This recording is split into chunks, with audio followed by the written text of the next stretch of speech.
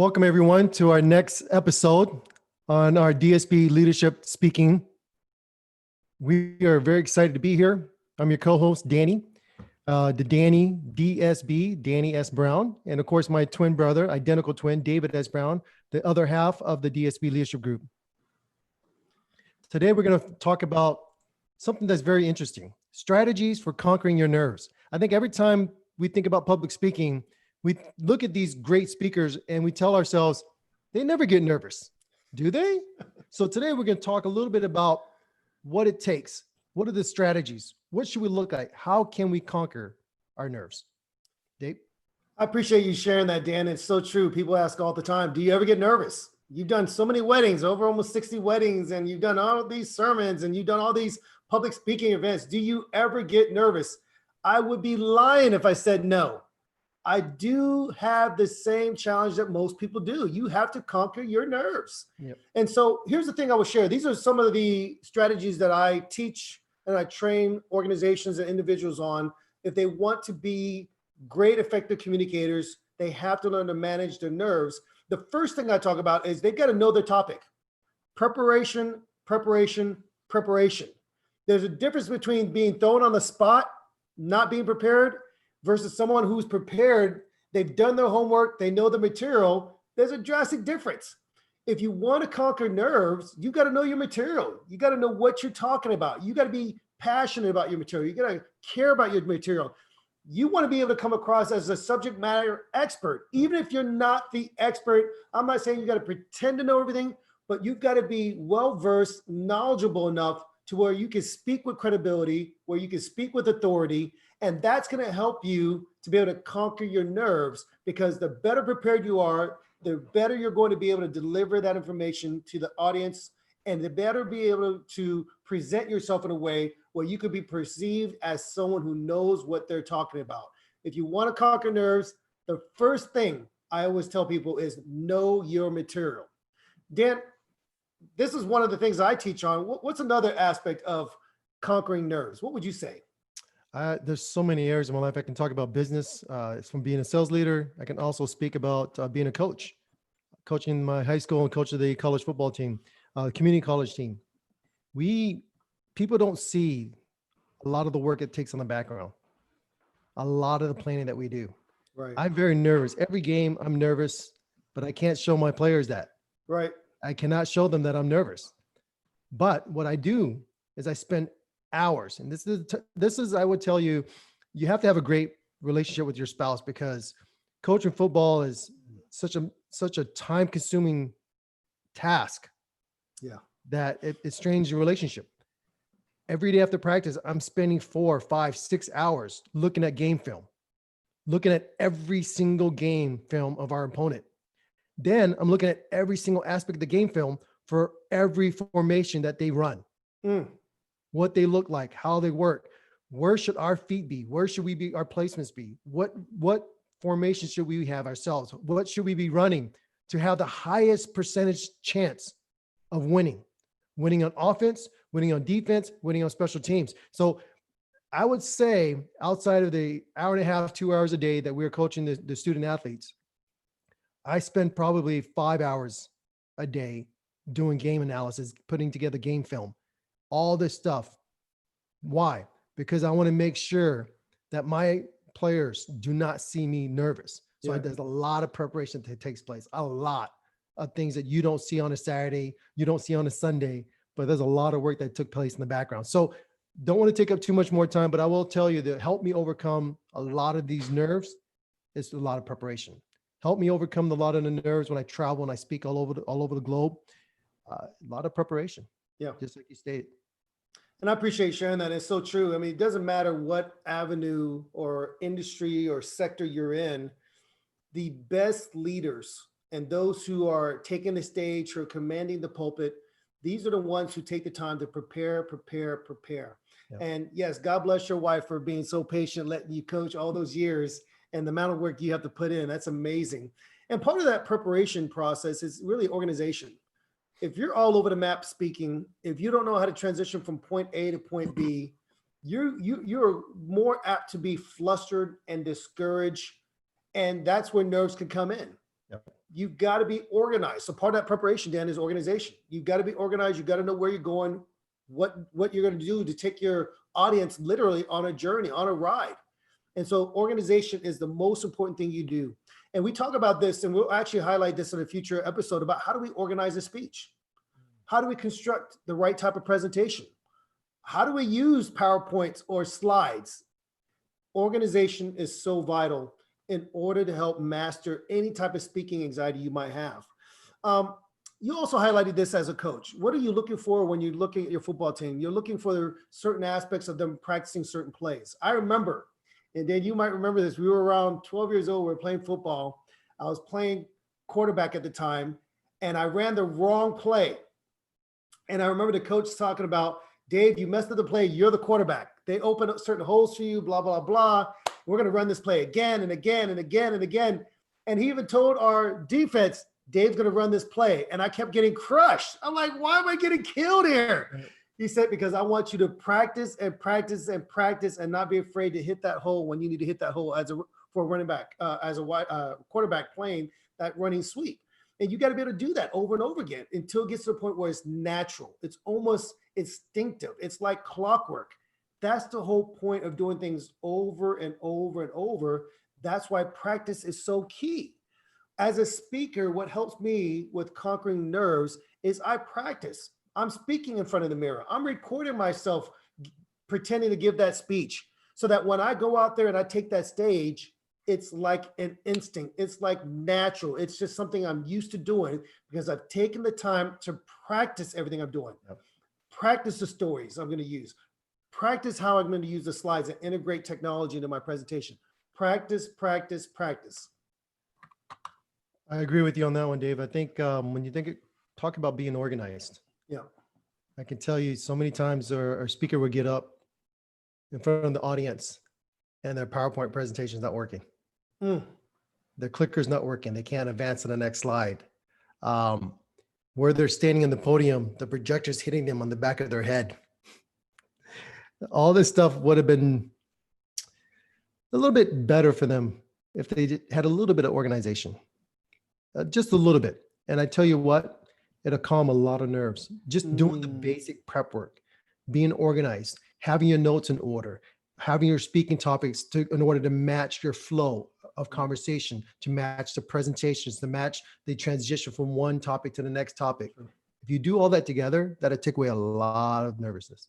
Yeah, it does. You're right. I'm so glad you pointed that out. And it's essential that we follow our own script, right? We talk about the game plan, following the game plan so that we can be successful. Here's another thing that I would talk about when it comes to conquering your nerves. I want to say you got to challenge your own belief system. Yeah. Just as if you're listening to someone prepare for a speech, the best thing you can do is challenge the way you even look at yourself before you speak. Challenge the way you think about not only your presentation, but about who you are as a person, about your character. I think if we can reframe our mindset, it can help us to dispute some of the false statements that we tell ourselves every day.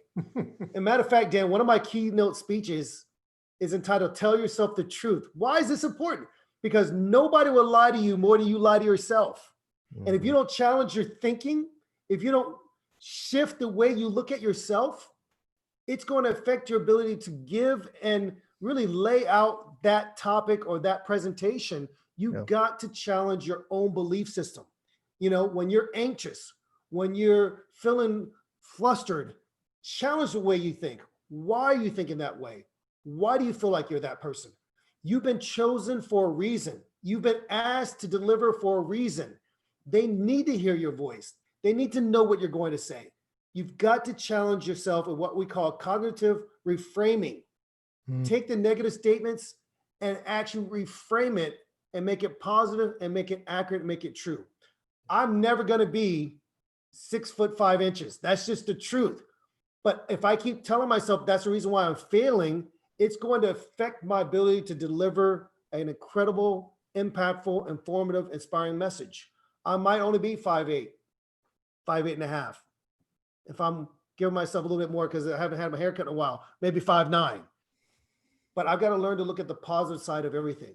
So it's important that I challenge any negative beliefs That is a crucial component in my mind of conquering nerves. So there's an exercise I give where I actually will have those that I'm coaching, those that I'm training, write out what they say about themselves. And then next to it on the next line or next column, what they should say about themselves. Love that aspect, Dave. I think when you think about writing all that out and then you write the truth next to it, Yep. Yep. it is so amazing. Even with our children, I tell my kids this all the time. My daughter's like, I can't ride my bike. So at my 5-year-old, she's been riding her bike for a while now, but she's like, I can't do it, Dad. We don't need training wheels. We're going straight. We're going to make it. We're going straight for this. But Dad, we're going to do this. You're going to be riding a bike in less than 5 days. Right. So she's like, I can't do this. I don't believe. I said, look, every time you say I can't do something, I want you to say I can. Well, Dad, I can't ride a bike. Say, I can ride a bike. I just need more practice. Nice.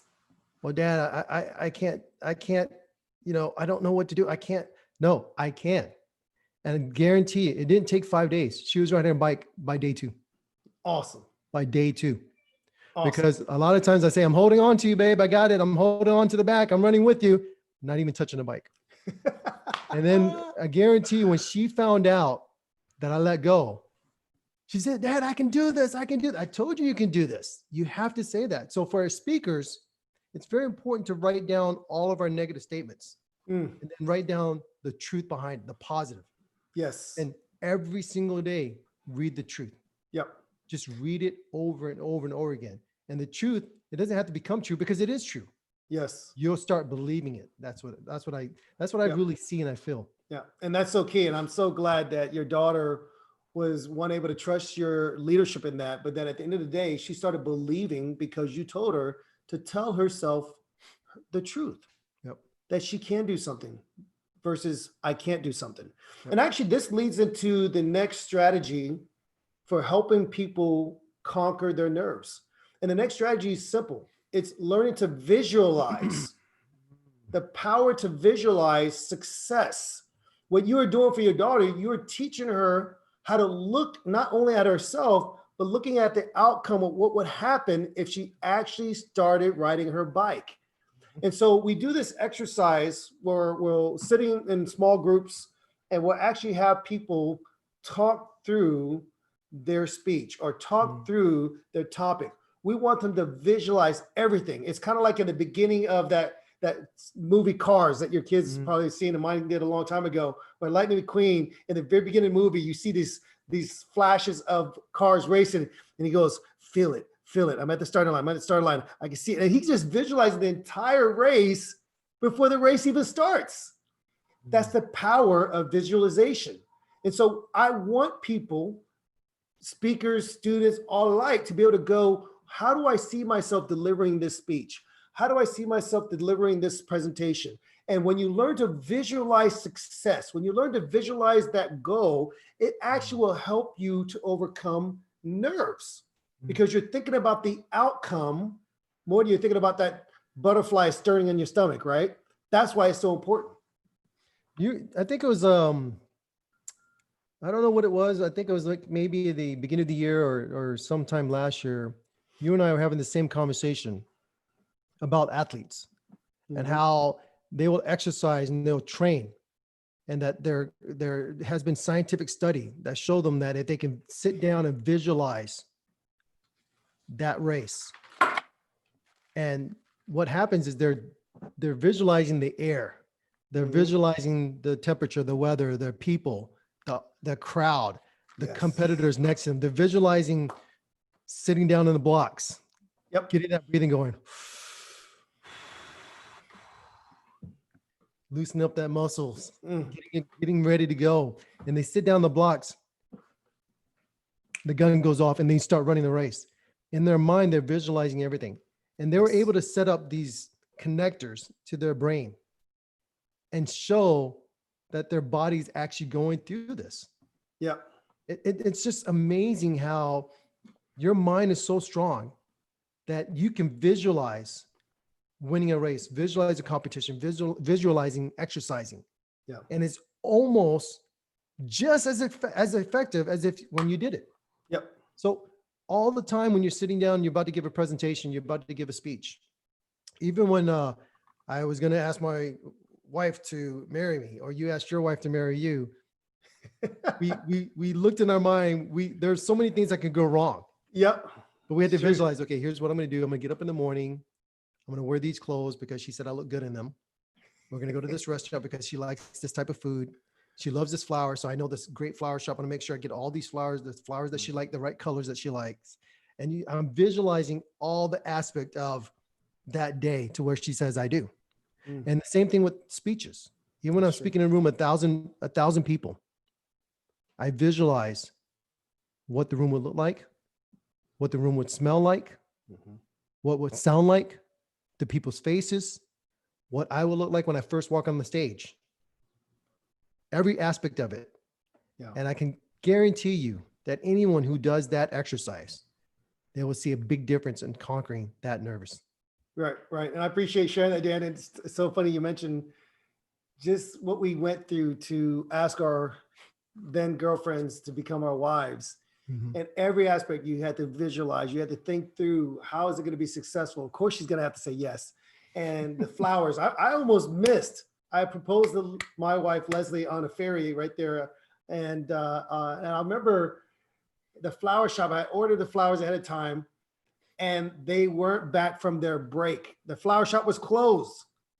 And I was waiting on them. I was getting a call, Dave, hurry up. The boat's going to take off. We got to hurry up, hurry up. And I'm sprinting down to the docks there. And I was like, no. But I had to visualize what it would look like to get on my knees, what it would look like to propose. You and I did have that conversation, Dan. And as a matter of fact, I used that in a presentation that I gave. And I talked about the importance of visualization and how we've got to slow down in order to go forward with success. Mm. And there was actually a study done, and then you got the sports science companies, and they did a study on the fastest man in the world, Usain Bolt. And they talked about how they had to slow down the mechanics of his running, and that how he would learn to measure every aspect of his race, how he came out the blocks, when he moved in his strides. And what they discovered is that a lot of these competitors, they were slowing down as they were getting close to the finish line. And then they had to try to pick it up. He actually was getting faster as he was going through the finish line. It was amazing.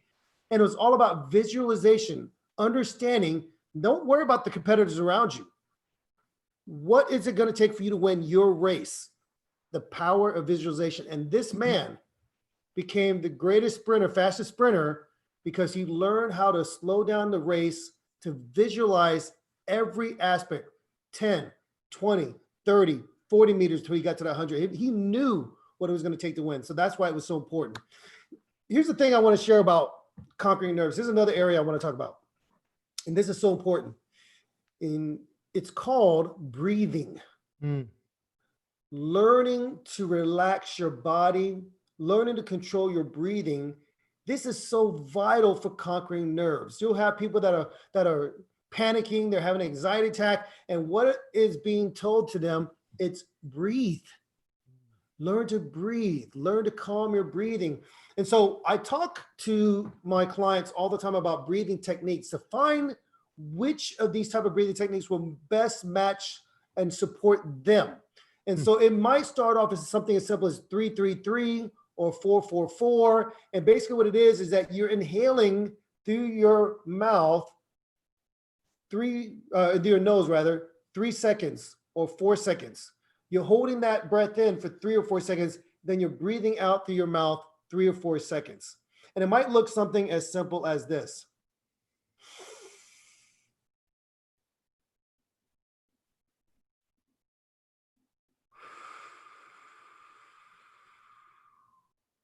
And then I have them repeat that over and over and over. And what they find is that it actually starts to relax the body, relax the mind. And they learn to breathe in through their nose, 3 or 4 seconds, hold it for 3 or 4 seconds, and then they breathe out 3 or 4 seconds. And what they find is that their whole body starts to relax. Typically, you can do this while you're standing up, or you can do it while you're sitting down. But what is important is learning to just empty yourself And this is a way to conquer nerves. Yeah. So for all those out there that say, well, Dave, you don't know my situation. You don't know how weirded out I get. I freak out on the stage. I get all nervous and I get so overwhelmed with these emotions. Learning to practice breathing exercises, implementing these type of breathing strategies and techniques will actually help you when you're starting to feel anxious, when you're starting to feel nervous. It will actually calm your body down. Breathing is so essential. I know it sounds weird, but when people are panicking, they're going through something, they tend to forget they have to actually breathe. Yeah. That's a great point, Dave. Very good point. Sometimes we get so nervous we forget to breathe. I think about scuba diving, and my wife and I are both avid scuba divers. We like to go on vacation and go scuba diving. We constantly see people that are panicking Mm. in the water, and they always seem to panic really deep. Not really in the shallow, but as they're going deeper, they're panicking.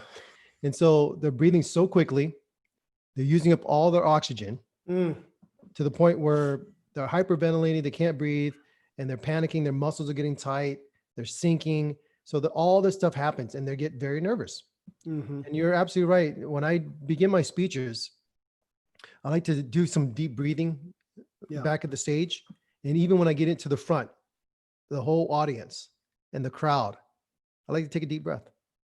I pause. And I think you and I will talk later on later episodes, the power of a pause. Yes. But it really comes down to, as you stated before, that deep breath.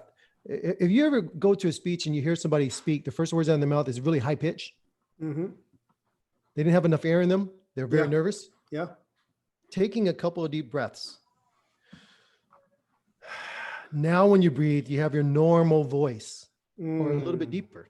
Yeah. Not really high pitch. So you're absolutely correct about the breathing. It'll also help you not pass out on the stage. Right. That's true. So true. You definitely don't want that to happen.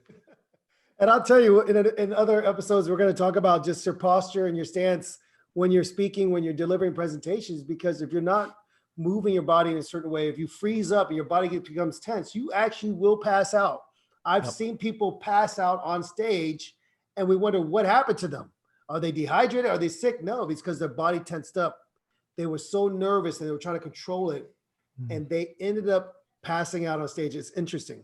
We talked about earlier the power of visualization and learning how to shift our thinking. You know, I want to throw this out as something that might be a little caveat for those of you that are checking out our podcast. Yep. The reason why so many people have fear when they're speaking, because they don't like being judged.